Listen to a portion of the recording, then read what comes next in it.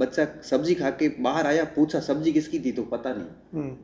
जब ऐसा खाना खा के वो डॉक्टर बनेगा ना, तो भी डॉक्टर बन के भी क्या हासिल कर लोगे आप। मैं मेरे छोटे भाई के लिए हर 5-6 महीने बाद एक बार यात्रा करके आता था, कहीं गलत रास्ते तो नहीं। मैंने उसको कहा, मैंने कहा भाई सिलेक्शन नहीं होता है तो कोई बात नहीं, ऊतन पटवारी बना दूं, मास्टर बना दूं। सही बात। एक छोटे बच्चे को जब आप परिवार से बाहर निकालते हो ना, तो उसमें परिवार के प्रति भावनाएं खत्म हो जाती है। सही बात है, कनेक्ट टूट जाता है। कनेक्ट टूट जाता है। हाँ। और मैं बता रहा हूँ आपको, बच्चा पास हो नहीं हो तो छोड़ो, उस बच्चे का माँ बाप के साथ में लगाव नहीं होता है। सही बात।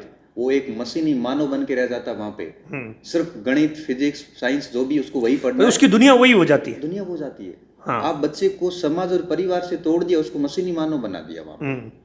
प्लस वहां पे जाके स्वास्थ्य गिरवी रखा जाता है, और अगर दबाव है तो कई बार बच्चा ना हो, सुसाइड भी हो जाती है। बाहर जाना मतलब ये होता है कि या तो बीमारी लेके आओगे, या आर्थिक रूप से आप, क्योंकि अपन घर में इतने अमीर तो है नहीं। सही बात। कि दिल्ली जाएं, वहां पे 30,000 का फ्लैट लें, 20,000 के लिए खाने की व्यवस्था करवाएं, ऐसा अपने पास है नहीं। अपने को वही होटल का 3rd क्लास खाना खाना और उससे हम बीमार होंगे, ये तय बात है। बहुत हार्ड तोड़ मेहनत करके अगर प्रशासन में चला भी गया ना, तो मैं उस पोस्ट के साथ कभी न्याय नहीं कर पाऊंगा। सही बात। तो सर, आप जब जयपुर, जोधपुर या दिल्ली गए, उस वक्त आपने क्या चैलेंज फेस किए थे? चैलेंज देखो, बड़े चैलेंज तो 2 होते हैं। सबसे बड़ा होता है आर्थिक चैलेंज, क्योंकि महानगरों की फीस, जब मैं दिल्ली गया तो हमने एक कोचिंग में बात करी, तो उन्होंने कहा कि भाई 45,000 रुपये सब्जेक्ट की फीस लगेगी। अभी तो बढ़ गई है, 2-2 लाख हो गई है। मैं 2008-9 की बात कर रहा हूँ। 45,000 रुपये लाए कहाँ से? घर पे बात करने के लिए हिम्मत चाहिए। 5,000 4,000 घर का रूम का किराया मुश्किल से हो रहा है। तो सबसे बड़ा जो चैलेंज है वो है पैसे का। दूसरा चैलेंज होता है वहाँ पे खान पान का। हम बाड़मेर के जो लोग हैं ना, यहाँ पे अच्छा खाते पीते हैं, मतलब हालांकि हर जगह ही खाते हैं, लेकिन यहाँ पे छाछ से लेके, दूध से लेके, घर से सप्लाई आती है, देसी चीजें आती है। वो चीजें वहाँ हम सेट नहीं कर पाते। बहुत स्वास्थ्य चला जाता है। मेरे साथ ये हुई है बात। अच्छा, आपके साथ? क्योंकि मैं जब दिल्ली था, यहाँ से छोड़ के वहाँ गया, तो वहाँ मुझे कोलाइटिस हुआ, और डॉक्टर ने मुझे कह दिया कि अब आप प्रशासन, सेना ये भूल जाओ, ऐसी कोई सेवा चला सो जहाँ शांति हो। अच्छा। 2009 से लेके आज 2025 चल रहा है, 16 साल से मैं टेबलेट खा रहा हूँ, ट्रीटमेंट पे हूँ। अच्छा। अभी भी ट्रीटमेंट पे हूँ। मेरा वेट वगैरह इसलिए नहीं बढ़ता। अच्छा। तो उसके बाद मेरी लाइफ पूरी चेंज हो गई। मैंने वो जब 2009 वाला पल तो आपके लिए बहुत टर्निंग पॉइंट। गंदा पल था वो। हाँ। गंदा पल इसलिए था कि मैं सिविल सर्विसेज के जो द्वार पे खड़ा था। प्री वेरी हो रखी थी और बहुत शानदार तैयार थी, ऑप्शनल तैयार। बहुत बड़े सपने भी होंगे उस वक्त। सपने थे, दिल्ली में बैठे थे, सिविल सर्विसेज में जाना है, कोई दूसरा ऑप्शन नहीं था। परीक्षाएं पास कर चुके थे। फिर जब एम्स में गए, एम्स वालों ने डायग्नोस किया, फिर गुरु तेग बहादुर हॉस्पिटल में उन्होंने कहा कि बेटा बहुत गंभीर मामला है। तो मैंने कहा, मैं 800 मीटर में, टेबल टेनिस में, क्रिकेट में, वॉलीबॉल में 6 गेम खेल के नेशनल स्टेट जाने वाला खिलाड़ी बीमार कैसे हो सकता हूँ? ऐसे थोड़ी हो सकता। उसने कहा कि जीवन भर की गई, अरे ये लाइफ टाइम है और उसका मेडिकल साइंस में कोई इलाज नहीं है। तो जब उस डॉक्टर ने जब इतना कहा, तो मैं एकदम से जैसे पैरों तले नीचे जमीन खिसक गई। मतलब वो रात तो मतलब बहुत, हाँ, वो उससे उबरना मेरे लिए बहुत मुश्किल था वहां से। फिर कई साथियों ने कहा कि ये नहीं तो क्या हुआ, शिक्षा जगत पूरा पड़ा है। फिर अहमदाबाद से ट्रीटमेंट स्टार्ट किया। आज भी वहीं से चल रहा है। अहमदाबाद से हर 2-3 महीने में चेकअप के लिए जाता हूँ। फिर मैंने एजुकेशन चुना था, क्योंकि प्रशासन, मैंने कहा कि बहुत हार्ड तोड़ मेहनत करके अगर प्रशासन में चला भी गया ना, तो मैं उस पोस्ट के साथ कभी न्याय नहीं कर पाऊँ। सही बात।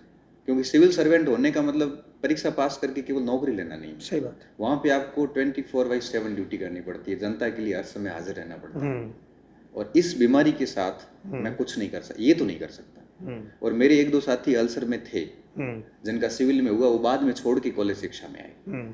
तब से मैंने तय कर लिया कि बाहर जाना मतलब ये होता है कि या तो बीमारी लेके आओगे, या आर्थिक रूप से आप, क्योंकि अपन घर में इतने अमीर तो है नहीं। सही बात। कि दिल्ली जाएं, वहाँ पे 30,000 का फ्लैट लें, 20,000 के लिए खाने की व्यवस्था करवाएं, ऐसा अपने पास है नहीं। अपने को वही होटल का 3rd क्लास खाना खाना और उससे हम बीमार होंगे, ये तय बात है।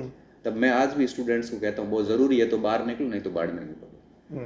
क्योंकि अब आप गाड़ी में बैठ के भी IAS बन सकते हैं। ऑनलाइन सारा कुछ मटेरियल मौजूद है, बस इच्छा शक्ति आपकी होनी चाहिए। तो बाहर जाने से 2 चीज़ें फेस करनी पड़ती है, और यही एक उद्देश्य था हमारा। जब हम बैठे थे एक बार, अभी 2-3 साल पहले, मैं और युवराज जी, मैंने कहा यार, दिल्ली बच्चे जो सीकर और कोटा जाते हैं नीट में, इसमें, क्योंकि मेरा छोटा भाई भी कोटा गया था, वहाँ पे बहुत दिक्कत आती है। मैं आपको बताऊं, एक छोटे बच्चे को जब आप परिवार से बाहर निकालते हो ना, तो उसमें परिवार के प्रति भावनाएं खत्म हो जाती है। सही बात है, कनेक्ट टूट जाता है। कनेक्ट टूट जाता है। हाँ, और मैं बता रहा हूँ आपको, बच्चा पास हो नहीं हो तो छोड़ो, उस बच्चे का माँ बाप के साथ में लगाव नहीं होता है। सही बात है। वो एक मशीनी मानव बन के रह जाता है वहां पे। सिर्फ गणित, फिजिक्स, साइंस जो भी उसको वही पढ़ना है, उसकी दुनिया वही हो जाती है। दुनिया हो जाती है। हाँ। आप बच्चे को समाज और परिवार से तोड़ दिया, उसको मशीनी मानव बना दिया वहां पे।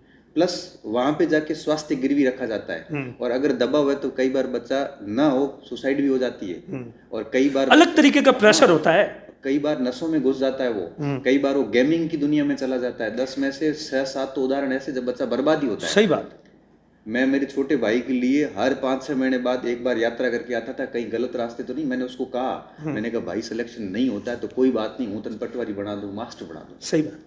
बाढ़ में राजा मेरे पास, मैं तेरे को मेहनत करवा दूंगा। लेकिन कोटा से सिलेक्शन नहीं होता तो कोई गम वाली बात नहीं। मेरा भी, मैंने कहा ये इसमें गेट पे आके मैं घर पे आया हूँ ना वापस, नियति ने क्या लिखा हमें क्या पता। तो सीकर के अंदर आप चले जाओ, कोटा में चले जाओ, हाइजेनिक स्थितियाँ नहीं है। बच्चा सब्जी खा के बाहर आया, पूछा सब्जी किसकी थी तो पता नहीं। जब ऐसा खाना खा के वो डॉक्टर बनेगा ना, तो भी डॉक्टर बन के भी क्या हासिल कर लोगे आप? जब एक अच्छे खासे मानव को मशीन बना दिया, क्या हासिल कर लोगे आप?